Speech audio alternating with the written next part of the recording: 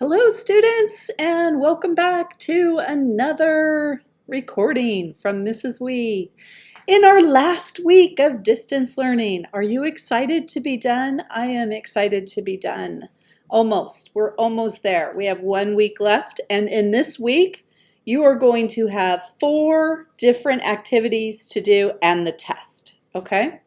So I am going to have 3 daily do nows, and it's going to be a little different. I am going to focus on specific test questions that I hope will help you. I pulled out the words that you struggled with most when you took the test at the beginning of the term, and so I'm going to help you with those. And I'm also going to focus on text structure this week. You have 1 article to read this week about a real girl who was cyberbullied and what she did about it. And it's kind of interesting. It's about a girl from Pleasanton, California, which is actually the town where I grew up. So I hope you enjoy reading that and responding to it. So this week, even though we do have Monday off, I'm going to post an assignment on Monday, but it's not due till Tuesday. It's just going to be there in case you want to do it early, and then you have Monday, Tuesday, Wednesday with activities, and then Thursday and Friday, all I want you to do is focus on getting the test done. Just a little bit of a reminder, what you're going to do to take the test is you log into your portal. You are going to click on the app with the dog. Remember, it's the HMH SAM Central. When you click on that app, it's going to pull up two links. I think you, on yours, just like on mine, I think you click on the right link and that will pull you to the test. Remember that this test is going to be called Course B, Volume 2, Issue 4. And I will be assigning that for you to take. You'll be able to launch the test on Wednesday after you do the daily do now. But I don't want you doing it before reviewing the test questions. You're going to benefit from doing the daily do now. So please make sure that you start the test after you've reviewed all the daily do nows. Okay, with that said, I'm going to go ahead and kickstart into the daily do now that I posted on Monday, but it's not due till Tuesday. And this is the last question on the test, and it's about text structure. So you will have this paragraph to read, and the directions will want you to break down the paragraph into its structure, into its parts. So I'm going to read this paragraph to you, and then I'll go over the directions and show you how what you should be looking for on the test, okay? So this is testing you on text structure. And the directions say, read the argument paragraph, then identify the argument elements. So this is testing on your ability to remember what the elements are. So the paragraph reads as follows. After reviewing some recent evidence, I believe that all children should be allowed to have cell phones. The key reason I believe this is because children are safer when they have cell phones. Parents can have peace of mind knowing that if their child needs them for any reason, the child will be able to contact them. Additionally, cell phones make coordinating after-school activities and carpooling much easier. For example, if a child is supposed to get a ride home with a friend, but that friend is absent from school, the child can call his or her parents to let them know. Furthermore, a child without a cell phone may feel left out by his or her peers. Statistics show that more than 60% of 8 to 12-year-olds have cell phones. Some adults say that cell phones are unnecessary for children because they didn't have cell phones when they grew up. However, the world is a very different place than it was 20 or 30 years ago. Now, cell phones are a convenient way for parents to stay in touch with their children, to ensure the safety of children, and to make parents' lives easier. All children should be allowed to have cell phones. So that's the text that you will read at the end of the test. And the directions on the test, the first set of directions says to put brackets around the writer's claim. Remember, the claim is the main argument. Okay, and so, oops. What you're going to do is you are going to put brackets around, remember a claim always shows up at the top. Now, the claim in this paragraph, even though the whole topic sentence reads, after reviewing some recent evidence, I believe that all children should be allowed to have cell phones, which cell phones actually should be 2 words. The main part of the argument is just all children should be allowed to have cell phones. The rest of this is a transition that sets up the sentence. And these are words that are okay, but it's just saying you're just identifying that these are your beliefs. The real claim is right here. All children should be allowed to have cell phones. That's what the writer believes. Notice that I put brackets there. Now, when we write a paragraph, you should always have a concluding sentence that really echoes your opinion, your final thought. So you should never just end a paragraph with evidence. Always finish with your main point. And so we do see the argument also show up at the end to ensure the safety of all children and to make parents' lives easier. All children should be allowed to have cell phones. So we do see the writer's main claim at the topic sentence and also in the concluding sentence. Where you need to put the brackets for the test question is just in the topic. Even though we do see it at the end, it's most important that we see it at the beginning topic sentence. Okay. The second request on the test is to underline 2 reasons and label them with an R. What I've done is I went ahead and I pulled out the reasons in the paragraph, and you are going to want to underline these twice. So you're going to, it has a tool there where you can underline them twice. And the reasons are, remember when you have a topic sentence, you want to provide reasons as to why your argument is justifiable. So I highlighted the reasons in red. On yours, you will be clicking and putting a double underline there.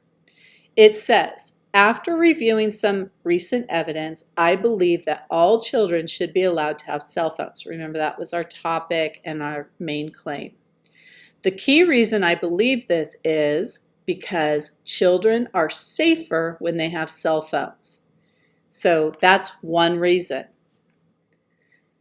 Parents can have peace of mind knowing that if their child needs them for any reason, the child will be able to contact them. Additionally, cell phones can make coordinating after-school activities and carpooling much easier. That's my second reason. One of the things that you will see that sets up reasons are what we call transitions. So here we have the key reason. That's a key, that's a flag that I'm stating a reason. Here we have additionally. That is a transition saying, I am going to give you a second reason. Okay? After the second reason, you have evidence that follows. So it reads, for example, if a child is supposed to get a ride home with a friend, but that friend is absent from school, the child can call his or her parents and let them know. Furthermore, do you see this transition? That's my third reason. So my first reason says the key reason. Additionally, furthermore. Those are transitions. They're flags that this is going to be my third reason. So the student says, furthermore, a child without a cell phone may feel left out by his or her peers. I'm going to end there because I just wanted to show you what the 3 reasons the student is laying out as to why children should be allowed to have cell phones. Okay, that's the second step in this for the last question on the test. Okay, now the directions for the test also say that you are to underline 2 pieces of evidence that support the claim and label those with an E. So on the test, you will be able to label those with an E. Okay, and so working with my same paragraph here. Now, remember that the structure of a paragraph, it goes topic, sentence, reason, evidence, reason, evidence, reason, evidence. There's actually 3 reasons and 3 pieces of evidence. You only need to identify 2, but I'm going to go ahead and go over all 3. Now, I highlighted all the evidence in blue. So here it says the key reason I believe this is because children are safer when they have cell phones. Remember, that was reason number 1. It's key reason number 1. Here is my evidence. Parents can have peace of mind knowing that if their child needs them for any reason, the child will be able to contact them. So that's evidence. It is a fact that if you have a cell phone, you can contact your parents. It has that capability. Anything factual is evidence. You can't argue with the fact that if a student has a cell phone, they're able to contact their parents. Okay, here's one of those transitions that also is a flag that I am providing evidence. Whenever you say, for example, you're giving a specific example, and that works as evidence. So here I have my second reason. Additionally, cell phones can make coordinating after-school activities and carpooling much easier. For example, if a child is supposed to get a ride home with a friend, but that friend is absent from school, the child can call his or her parents to let them know. And that is factual. If you have a cell phone, you can use it to contact your parents. We can't argue with that. That is evidence, okay? Okay, and the third piece of evidence in this paragraph follows the reason that furthermore, a child without a cell phone may feel left out by his or her peers. Okay, and then our evidence, and this is our transition. Whenever you're going to pull in statistics or numbers, those are fact-based. So statistics show that more than 60% of 8 to 12-year-olds have cell phones. So if 60% of students have cell phones, that is the majority of students, and you might feel left out if you're not part of the majority. This is fact-based, and it supports your reason. Okay? You need to be able to identify just 2 pieces of evidence on the test. You can, I don't know if the test lets you identify all 3. It should. It should allow you to identify all 3. Okay, now if we look at our directions, the last thing that you're going to need to do is double underline the counterclaim. Now, what the counterclaim is when you have an argument, you always want to think about what your opposition would think. So if I believe that all children should be allowed to have cell phones, my opposition, the people who would go against me, they think children should not have cell phones. No. So I need to address my opposition.